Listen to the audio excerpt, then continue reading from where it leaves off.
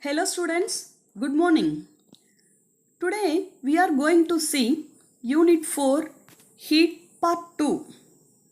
Students, in our last session we discussed about what is heat, effects of heat, transfer of heat, that is conduction, convection, radiation. Do you remember students? Yes. Heat always move from a warmer place to a cooler place. Hot objects in a cooler room will cool to room temperature. Cold objects in a warmer room will heat up to room temperature. So what is heat? Heat is a form of energy which passes from a body at higher temperature to a body at lower temperature. Let us see exact definition of heat. Heat is nothing but the total kinetic energy of all the molecules in a substance is called heat.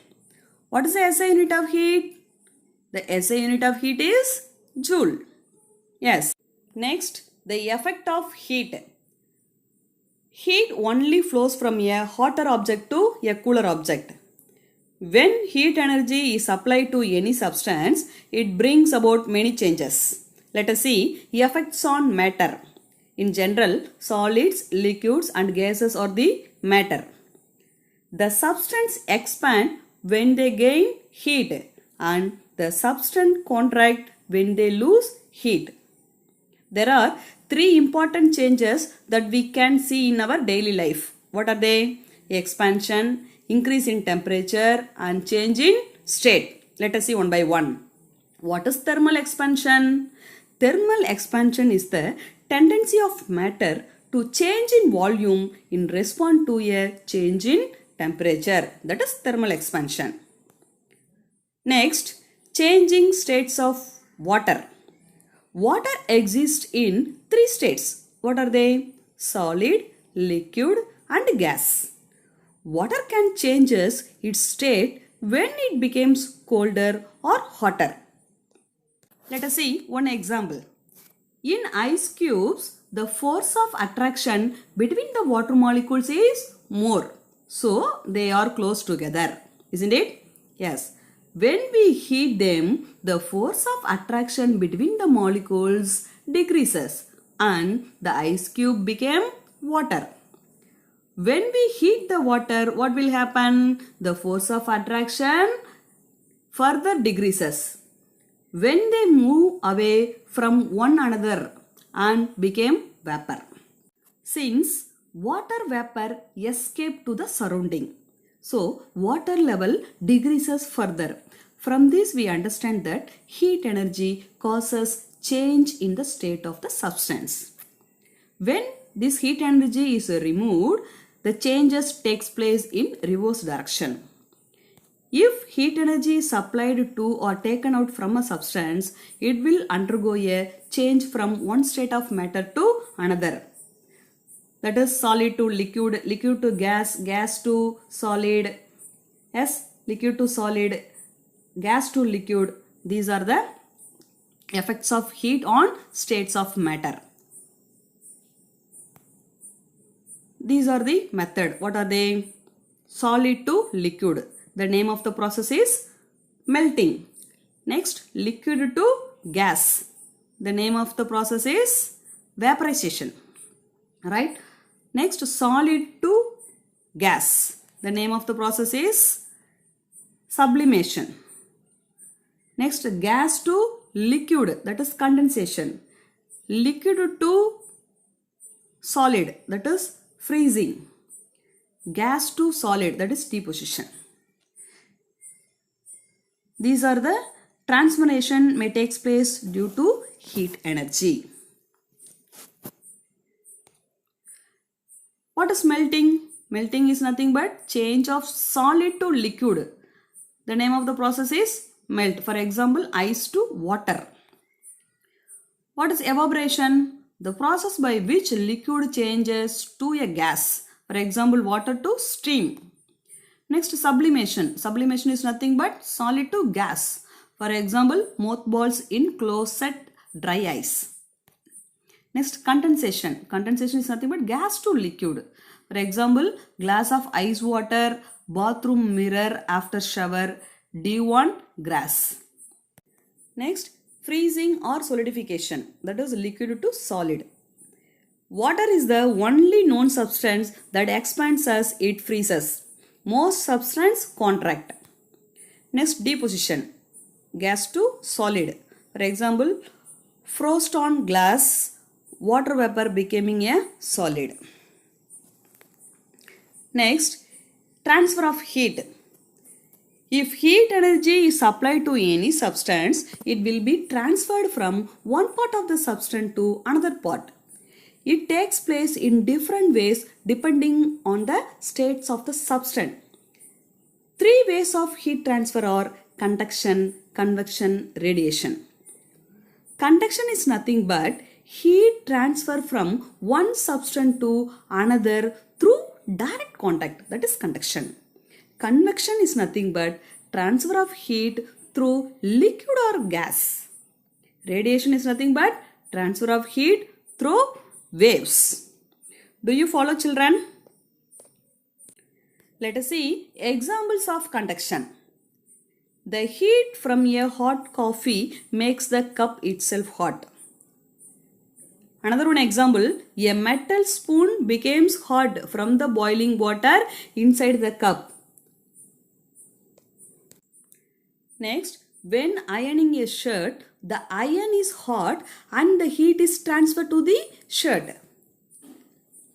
Another one example, an ice cube will melt if you hold it in your hand. What will happen? The heat is being conducted from hand into the ice cube. These are the examples of conduction. Next, convection. What is convection? Convection is the transfer of energy by particles of a liquid or gas moving from one place to another. Hot air is less dense and is forced up by cooler air. As the hot air cools, its density increases and it sinks. The process then repeats. Let us see examples of convections. Boiling water. The heat passes from the burner into the pot, heating the water at the bottom. Then this hot water rises and cooler water moves down to replace it, causing a circular motion. That is, when water in a vessel is heated, water molecules at the bottom receive heat energy and move upward. Then the molecules at the top comes down and get heated. This kind of heat transfer is known as convection. Do you understand, students? Next, radiation. When heat energy does not need to travel through particles, it is known as radiation. Heat energy can travel through electromagnetic waves such as infrared, microwaves and visible light. For example, the heat from the sun travels by radiation. So, radiation does not require a medium to transfer heat. Can occur in a vacuum also. Sun releases electromagnetic waves. That is, heat is contained in a waves as infrared. Hotter objects radiates more heat. Examples of radiation heat transfer in our daily life. Sun causing heat waves in the south and southeast. You can feel the heat of the flame or electrical stove because of radiation. A microwave oven uses radiation heat transfer. These are the examples of radiation. Do you understand, children? Okay, students, let's move to today's session. This session, we are going to discuss about calorimetry, temperature, unit of heat, heat capacity, specific heat capacity, calorimeter, thermostat, and thermos flask. These topics are covered in a page number 39 to 42 in our textbook. Let us see one by one. First, calorimetry. Students, we studied about the effects of heat energy.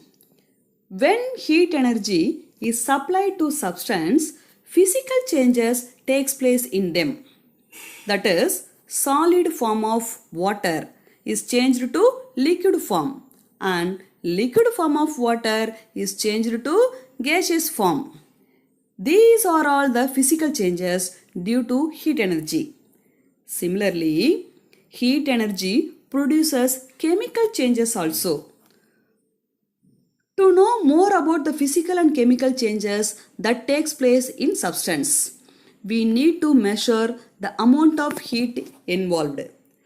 The technique used to measure the amount of heat involved in a physical or a chemical process is known as calorimetry. Do you understand, children? Heat energy produces chemical changes and physical changes. So, the technique used to measure the amount of heat involved in a physical or a chemical process is known as calorimetry. Next, temperature.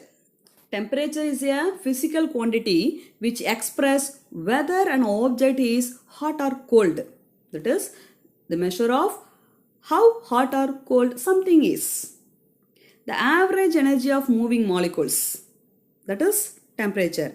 The faster the molecules move, the higher the temperature and vice versa. So, it is measured with the help of thermometer. There are 3 scales to measure the temperature. What are they? Celsius scale, Fahrenheit scale and Kelvin scale. Let us see the ranges of these scales. The range of Fahrenheit scale is 32 degrees Fahrenheit to 212 degree Fahrenheit. Celsius scale range is 0 degree Celsius to 100 degree Celsius. Kelvin scale based on absolute zero, that is 273.15 Kelvin. Students, among these 3 scale, Kelvin scale is the most commonly used one. You will study about this elaborately in Standard 9. Next, units of heat. Student, we know that heat is a form of energy. So what is the unit of energy? The unit of energy is joule. So, the unit of heat also joule. It is expressed by the symbol J, which is equal to Newton meter. So, the SI unit of heat is joule. Joule is equal to Newton meter. Historically, heat was measured in terms of the ability to rise the temperature of water. The most commonly used unit of heat is calorie. Define 1 calorie. Calorie is nothing but amount of heat needed to rise the temperature of 1 gram of water by 1 degree Celsius. That is 14.5 degrees Celsius to 15.5 degrees Celsius. That is 1 calorie. 1 calorie is the amount of heat energy required to rise the temperature of 1 gram of water through 1 degree Celsius. The amount of heat energy in food item is measured by the unit kilocalorie. That is 1 kilocalorie is equal to 4200 joule. In industry, the British thermal unit, that is BTU, is still used. Amount of heat needed to rise the temperature of 1 lb of water by 1 Fahrenheit, that is British thermal unit, from 63 Fahrenheit to 64 Fahrenheit. Next, we move to heat capacity.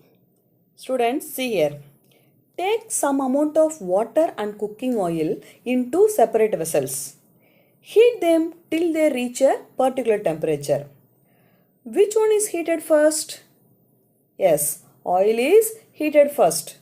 Water will take more time to get heated. Do you know the reason? Because the heat capacity of oil is lower than the heat capacity of water. So only oil is heated first. In general, the amount of heat energy gained or lost by a substance is determined by three factors. What are they?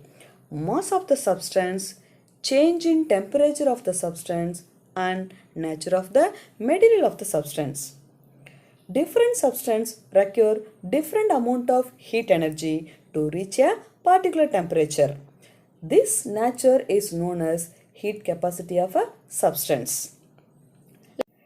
Let us see definition of heat capacity. Heat capacity is defined as the amount of energy needed to raise a temperature of a substance by 1 degree Celsius or 1 Kelvin. This degree Celsius or Kelvin depending upon their instrument, right? So the heat capacity is denoted by the symbol C dash.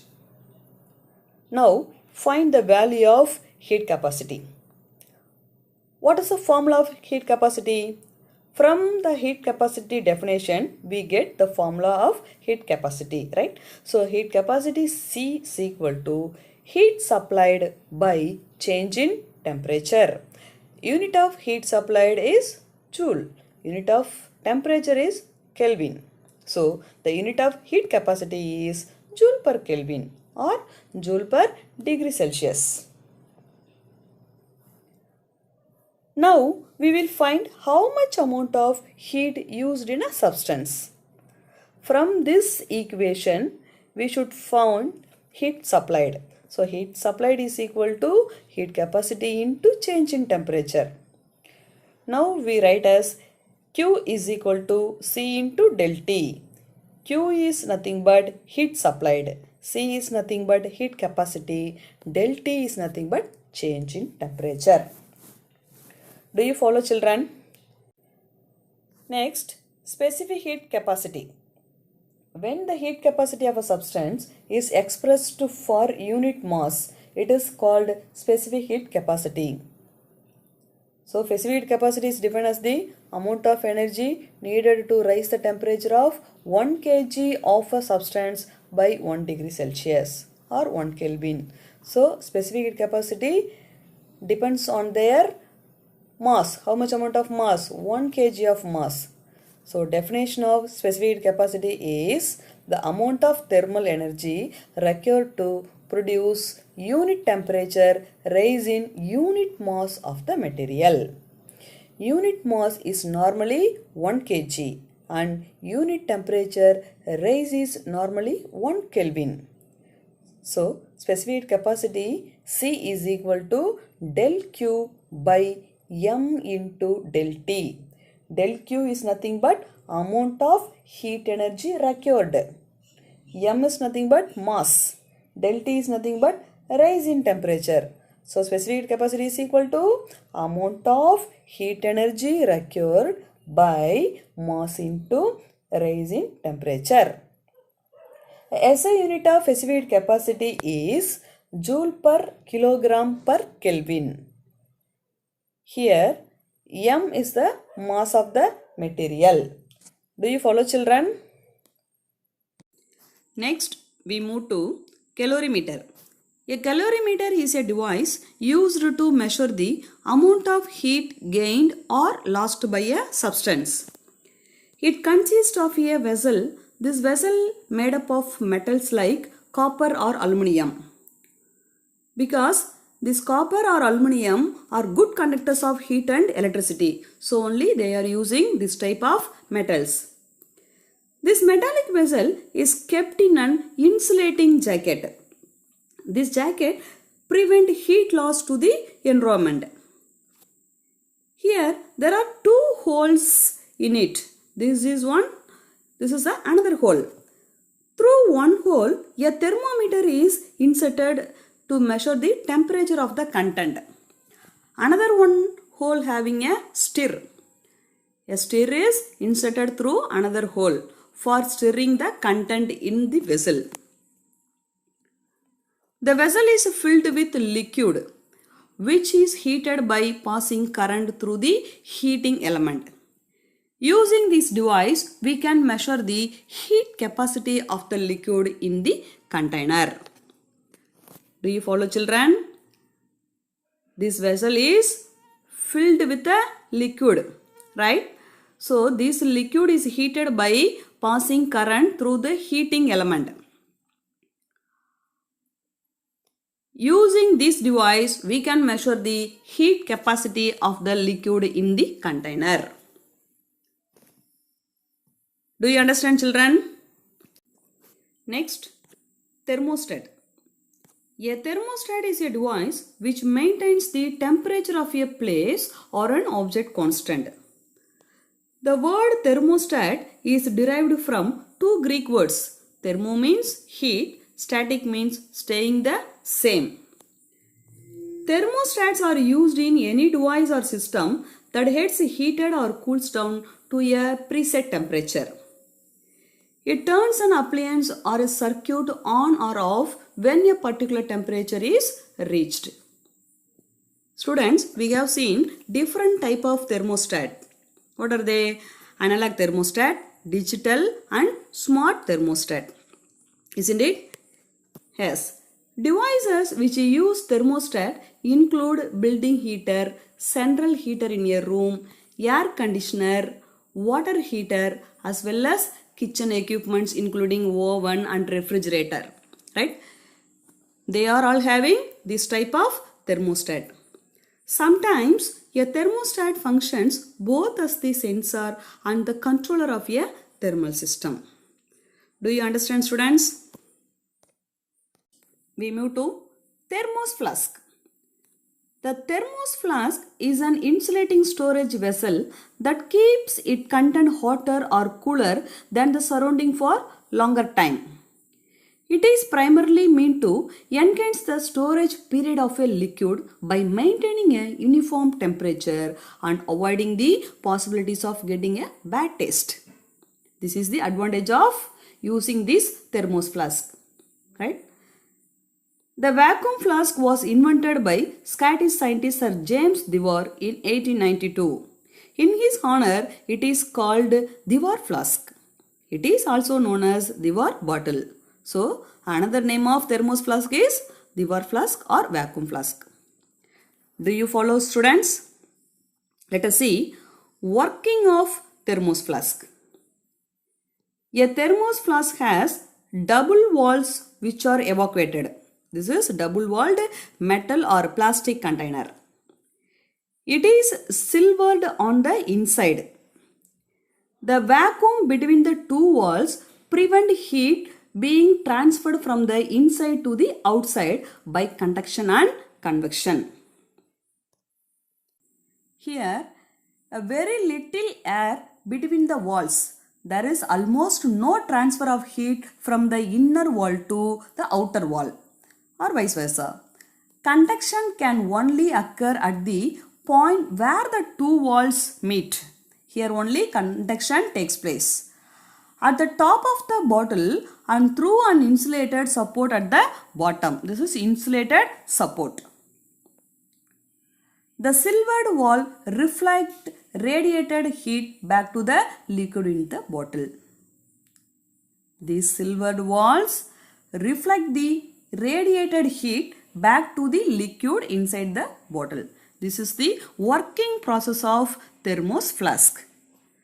Do you understand, students? Okay, let us see evaluation for this session. Define 1 calorie. What is temperature?